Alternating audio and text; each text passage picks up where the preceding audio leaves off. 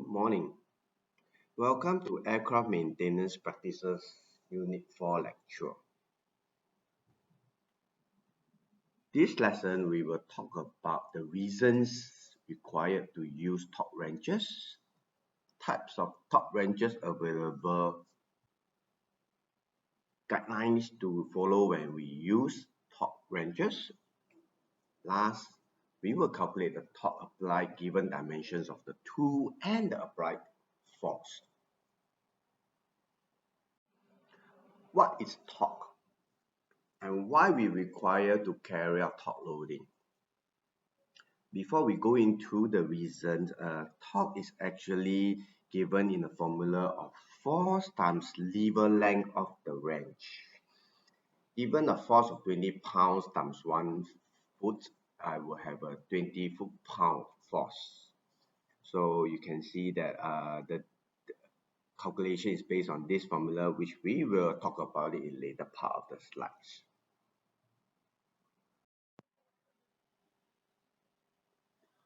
A proper torque loading will reduce fastener failures. What happens if there's insufficient tightening or preloading? It will result in part movement in the assembly and may cause the fastener to fail by fatigue.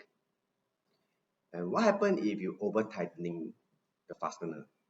It will weaken the fasteners as it will not be able to withstand the operational loads. And if the component hits and expands, it may result in a bolt failure.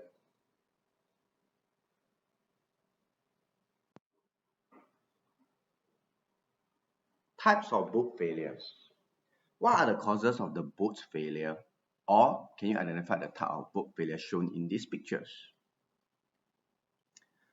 From the left, as shown here, these two bolts are fatigue failure. They are because of cyclic loading and subsequently it failed under fatigue. And on the lower side is a shear mode failure, right is tensile failure, and on the top right is brittle failure. Fasteners, when they are installed, they are subject to torsion and tension stresses during tightening.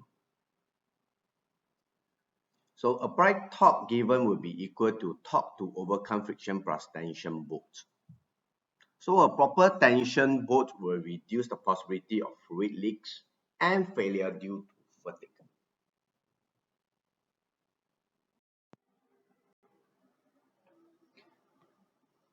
Torque is turning moment of a force, where the formula given will be force times the lever length.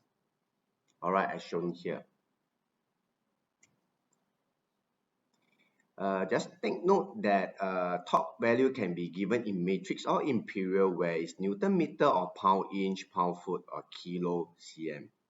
And the force applied to, take note, must be 90° perpendicular to the lever length. Alright. Type of torque wrenches available. Can you identify the torque wrenches shown in this picture?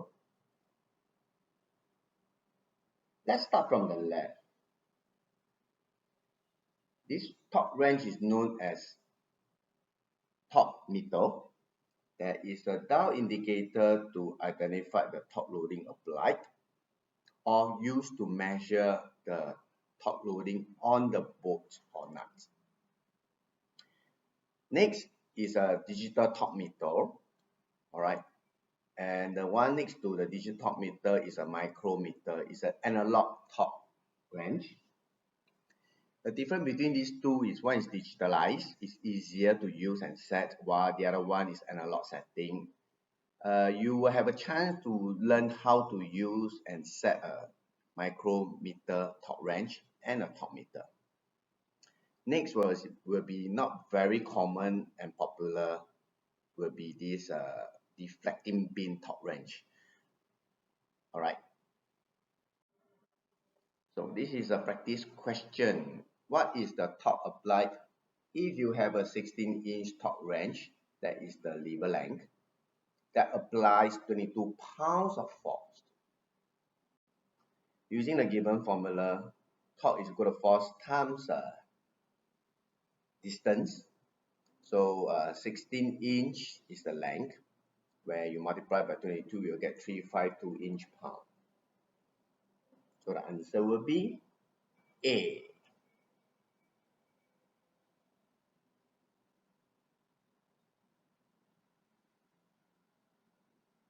Okay, let's move on.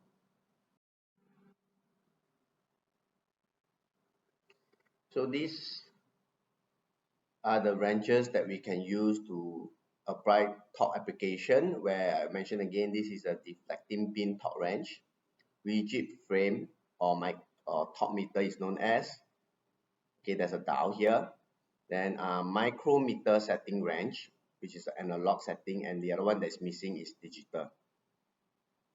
So torque wrench will have either an attached scale or dial. Okay, attached scale or dial that shows the torque applied, which let you tighten the nut to a given torque value. A ratcheted mechanism that releases the wrench action when it has reached the selected torque value, which is referring to micrometer setting. There's a telltale sign to inform user that the torque value or the torque applied on the nut has reached to the required value set by the user on this torque wrench. You will understand what I'm trying to tell you when we carry out practical session.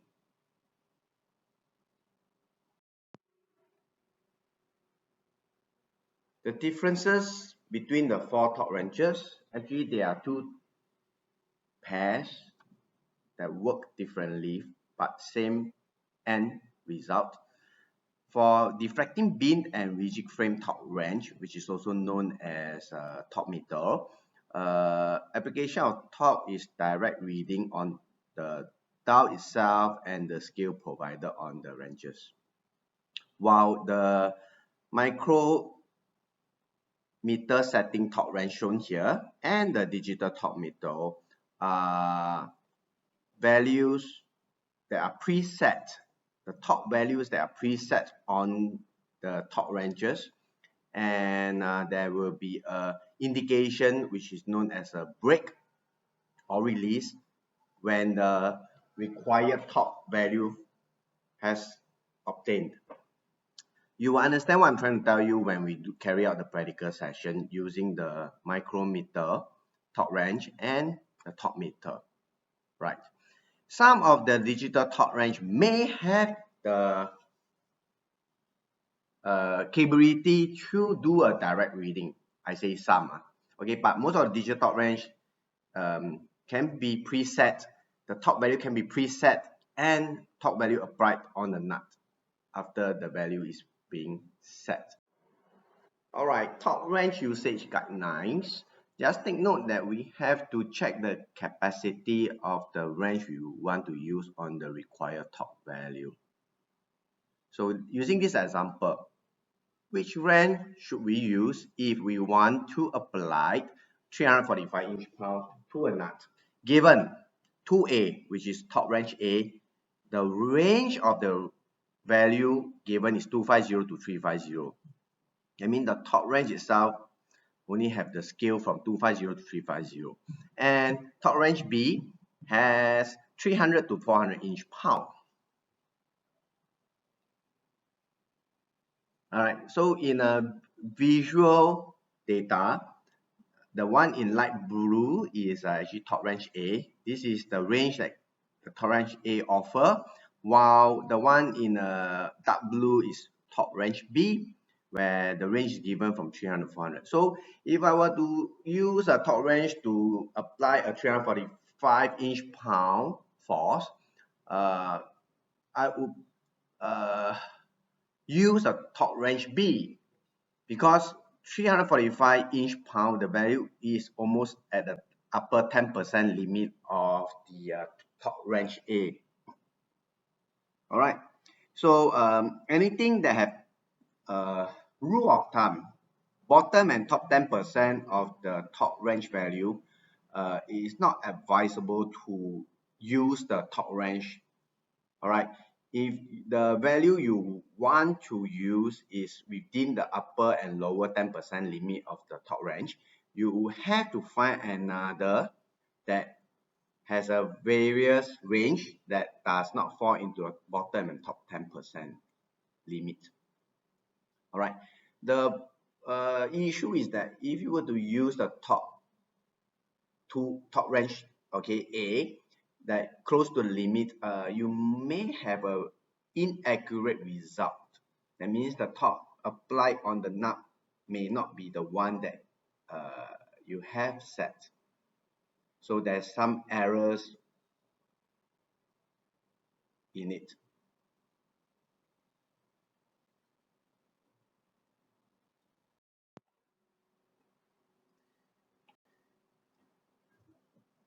The other important step to carry out prior to use a top range or when you book up from the tool store, you have to check the calibration date of that particular top range you want to use, right? So there will be a calibration sticker that is stick on the top range, and there are various format of the sticker, but all contains the calibration due date. So this is reflected on the top region itself. It is very easy, but an important step that you can't miss or omit. Because using an expiry top range, it will result in inaccurate top application applied throughout the boats. And you may result in over or under tightening. And just use an engine installation as an example. Most of the time, a typical engine will have front mounting with one bolt, and aft mounting will have 4 bolts. So you were to use this particular top range that is expired and may result in inaccurate top application. You just think about it. If the nut were to come loose due to under tightening, the whole engine application will be in jeopardize, and catastrophic event may happen. So especially when we use the top range on critical component installation, we have to pay a particular attention on calibration date.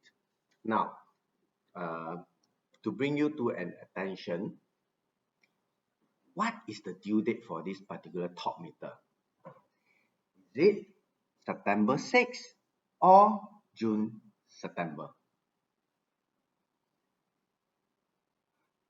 Of course, in Singapore context, we will say that it is June 9th of June, sorry, 9th of June 2002. But this is United States format of dating. So this will be in September, the month first, followed by the day. So it's actually September 6th. So be very careful. Most of the time, if it's not sure, please don't assume and check with your supervisor or the tool store about the expiry date. Yeah, it's better that way. And one thing to take note is most of the time is a 2 year, almost a 2 years expiry date, and it's way too long. If you were to work on a maintenance repair overhaul company or any airlines, the expiry date will last most is 6 months. So 6 months to 9 months period. So yeah, this is a bit too ridiculous, but do take note of the date format. Okay, in this case, this is September 6th. Master top wrench. It can be a mechanical or electronic type as shown here. Some company, when they are installing a critical component I mentioned, engine, flight control surfaces, flight control linkages, they will use the master torque, okay, master torque to check the specific torque loading on that particular range to be used, even they are within the calibration date. All right, so this is just an additional add-on safety precaution. Also, the calibration shop that carry out top ranges calibration for companies, precision instrument. They utilize this master top to check the condition of the expiry top ranges that sent for calibration. All right. So this we will use and learn more about this during our practical session.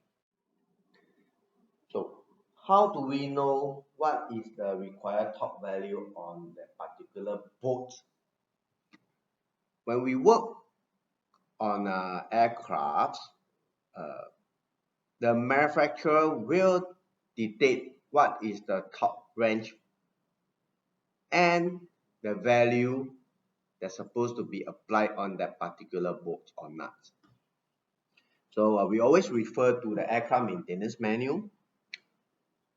You will find the tolerance, the techniques, the top values in the manuals. All right. So this is one of the example, okay, where it will tells you the top value needed 85 to 105 inch pound, right? So I know that from this reference task number ATA will be 70. That means the engine application, okay, power plant ATA chapter 70, right? So this will we will always refer to the maintenance manual for the required top value, not through your senior, not through your colleagues, or not through your memory. All right, all refer to manual. Make a good practice of this. Some aircraft manufacturer will not show the top value on the maintenance manual right up, as shown in earlier slides. Okay, some will ask you to refer to the top table. Okay, and using the top table, you will require to know the boat size and the part number on the particular boat or not. And from there, even the example here, using the example here, all right, we have a 716-14 boat. 716 is the diameter of the boat, where 14 is the tread per inch. All right, it's a 716 inch diameter, almost coming to half inch. The next level will be half inch, where a tensile strength of 145 psi would have a top range of 245 to 342 inch pound. So using this column here, the boat coming down various, you see, so this is half, which is 816. So my boat is 716-14. Okay, dash 14 refer to the tread per inch on the boat. So moving towards that, where the boat itself given is 145 psi. So you can see from here, this is a standard boat. This is the boat that have a minimum tensile strength of, sorry, a range of tensile strength of 140 to 160. So this fits my view. I move down where the inside section is. I will set my top range between 245 to 342 inch pound. Right, so this is the application of top table, and you can find that it is very troublesome, plus possible of human errors. A person or the technician, in fact the inspector, may refer to a wrong tables or columns and use the application of top value wrongly. So to minimize this kind of error, the latest development of aircraft maintenance manual, I believe the manufacturer has input the value onto.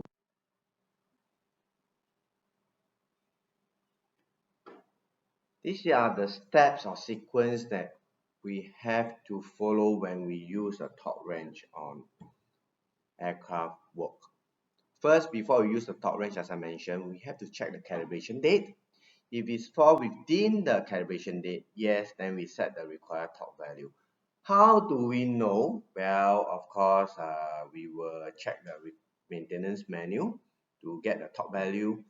After we carry out the necessary work on the torque wrench, we will set the torque wrench or return the torque wrench to minimum value. Alright, so that means, example, the torque wrench that you use has the range of 30 to 200 inch-pound. So after using the torque wrench, you want to set the torque wrench to 30 inch-pound minimum value before you return it to the tool store. But prior to return to tool store, you are supposed to update the torque wrench traceability record. Every torque wrenches will have a traceability record form. And how does the traceability record form looks like? You can go to your textbook and look at the sample in the notes. All right. So every torque wrenches will have a traceability record form. So and every torque wrench will have a serial number. So this serial number will reflect on the traceability record form. All right. And example, after you have used that torque wrench, you want to write down the location where the torque is used, where the aircraft tier number, and which ATA or AMM chapter, followed by the value you set or you use and the date of application. Coming to that, the location where the torque is used, please be more precise. Example, let's say example, the aircraft tier number is N621. Okay, so you put N621. Then let's say you use on the number 1 engine. Okay, then you may want to put just say engine number 1 attachment bolt. Then because with the AMM chapter you refer to, then we know that there's a particular work area you have carried out using this torque wrench. Why traceability record? Because if there will be some error or the on the torque wrench, all right, we can find back or trace back the work you carry out from that torque wrench and redo everything, right? If safety is the paramount in aircraft works, all right. So we want to ensure that any latent failure or errors that introduced at the point of time can be rectified to minimize aviation accidents. So traceability record is one of the important steps also to ensure that you carry out. All right, next to a calibration date. All right. So I say again, before you use a torque wrench, check the calibration date. Within the date, set the value from as per the required AMM. And after using, set back to minimum, then update your traceability record form. Some commercial company are much more advanced where time is money. Instead of you asking the workers to write, they actually tag the, remember I say all torque wrenches will have a serial number. So they have a barcode on the torque wrench that you book out and they scan it with your work card. So with the work card and the torque wrench, and they have a scanning system where all the data will be captured in a digital form. So that torque wrench traceability already been done. All right. So that's another method other than using paperwork to fill up. Okay, let's quickly run through the pointers here. So unless stated by the maintenance manual, okay, we do not duplicate the nuts or the bolts. Always tighten by rotating the nuts first. That means always tighten at the nut side using the torque wrench. Maximum torque value where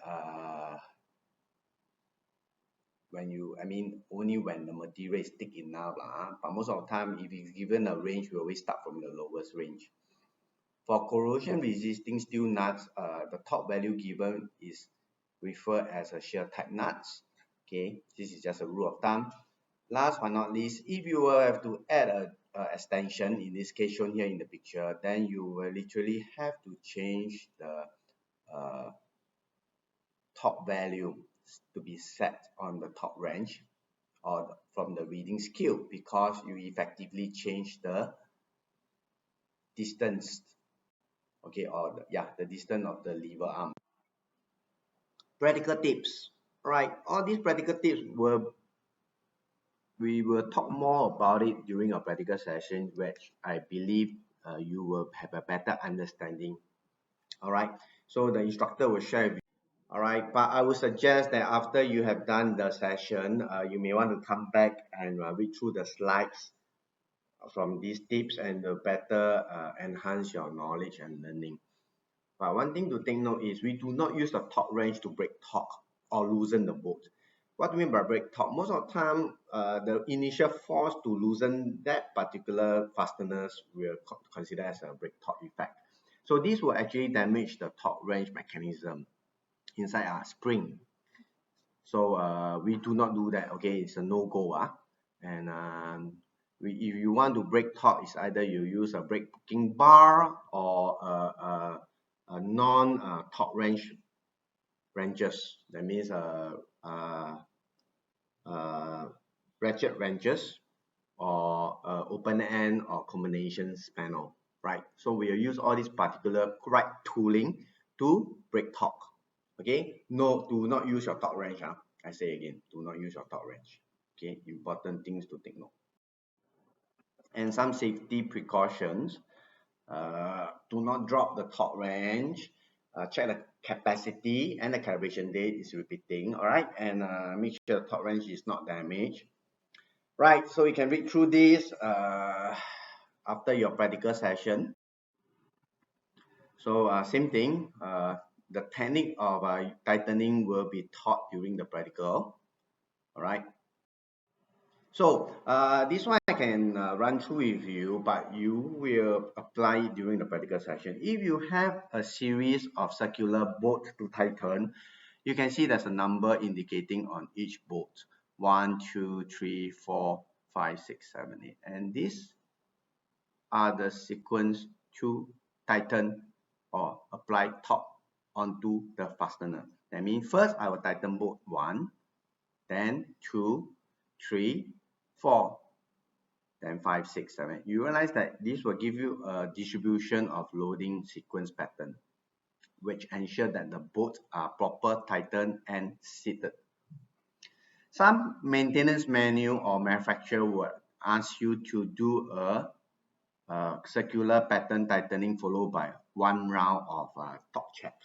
All right, in other words, after you have tightened the last bolt, in this case number 8, then they will ask you to start from 1, then 5, 3, 7, 2, 6, 8, and that ends the torque application. By carrying out this process, you will ensure that all fasteners are properly seated and tightened. All right, and distribute the loading.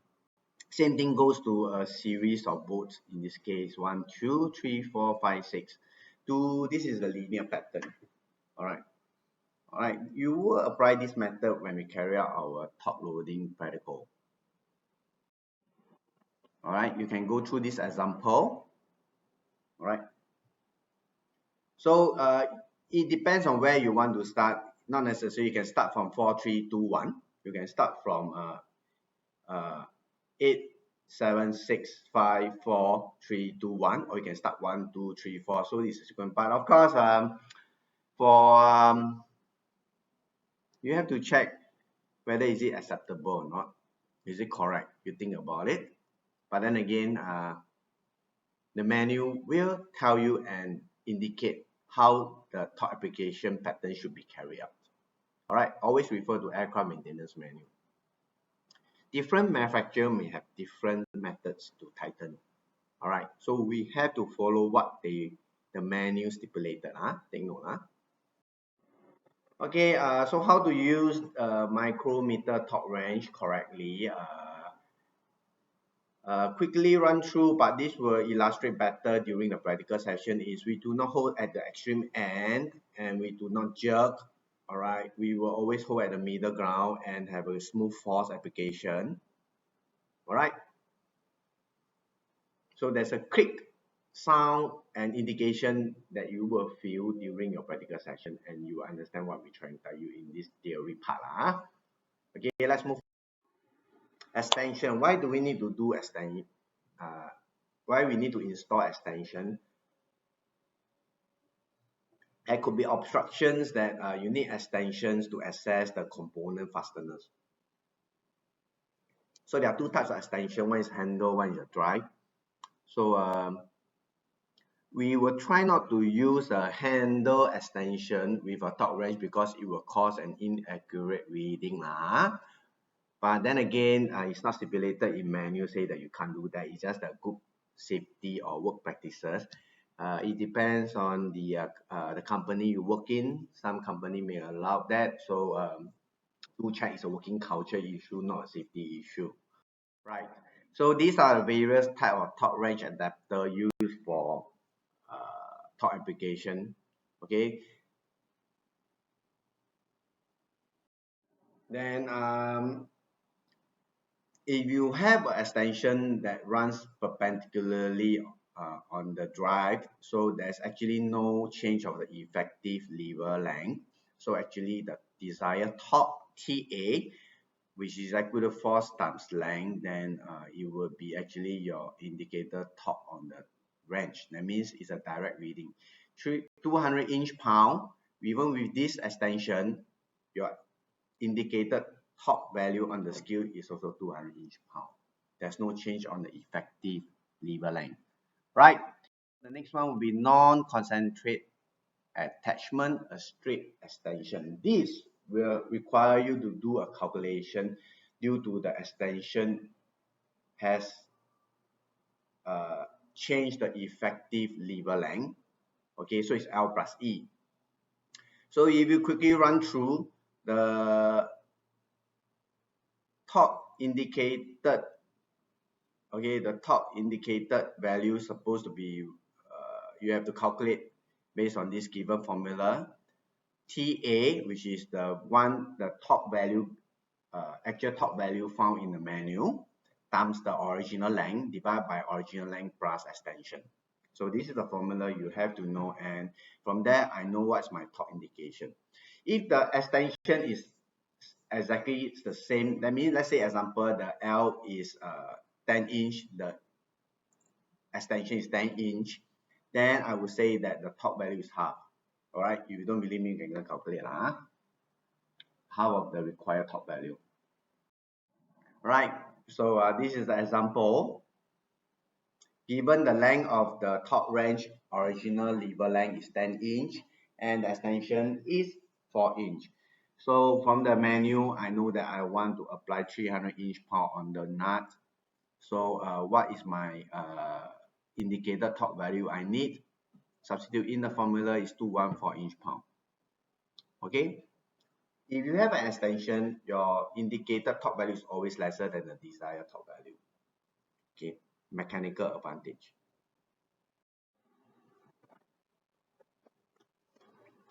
All right, this is the offset reverse extension. Okay, and you actually literally shorten the effective length. So only in this case, you don't have any mechanical advantage, but it's due to the access issue you're using this method. But it's not easy to carry out the process. Okay, you understand what I'm trying to tell you. During your practical session, you can try out this method and see whether is it easy to ensure that your extension always in this position. All right, always in this configuration position. It's not, you will run away. Okay, you understand when you carry out the practical. So in this case, the length is not plus but it's minus. So you'll get 240. Okay, the formula is the same except instead of plus it's minus. So if it's an angle extension, all right, then it depends. 90-degree perpendicular to the torque wrench, your indication is actually equal to your actual torque value from the manual. Okay, so if it's 90-degree, you do not need to recalculate, but you apply directly. But if it's at an angle, then you have to calculate. Okay, you have to calculate your angle, your distance or A. Then you use the same formula. So the question comes, how do you know if based on 45-degree on the physical actual torque range, how you know that this setting is always 45? All right, a question for you to ponder. How do you know yours is 45 when you set up? 90 degrees still possible, you can read up. But how about 45? How do you know the extension is always at 45-degree position? All right, think about it. So this is another example to recalculate. So you do take note that the lever length is actually almost at the half of it. So we always take from the drive point to the center this equal distance of the handle. So most of the time a 10-inch distance is this, but the effective overall length is longer, the top range, but we take it here. Then all right, then extension. So you just substitute in and you will get the indicated required top value. All right, this slide shows about improper application of force. Most of the time when we use a torque wrench, we will hold the handle in the middle position, the whole. So we do not hold at the end of the tip using the finger or too near to the beginning, starting of the handle we show in later slides. What do you mean by that? If you were to move your hand at the aft end of it, when you do a reverse calculation of 1/7 inch-pound, because of the effect due to your position of your hand, the effective lever length will change. In this case example, we use the extreme 12-inch instead of 10. So you rework backwards, your actual top value applied on the knife is actually 142 inch-pound, where the desired top value in the manual stated is 150. So when we hold, this exercise tells you that when you hold the top wrench, you hold throughout. We do here closer to this end, or here we don't change. So we just hold the whole set of handle. That give you the standard of safe practices. So if you were to hold at this end, it literally shorten the effective lever length from 10 to 8. Then you recalculate back, even if it's a 0.17 inch-pound, your value given, actual value applied on the nut itself is 160 based on this setting. So you actually tighten more and over, right? So this is the part that we will practice during our practical session. Okay, so these are foods for thoughts theory calculation. All right, we have come to the end of the lesson. Thank you for your time. All right, see you.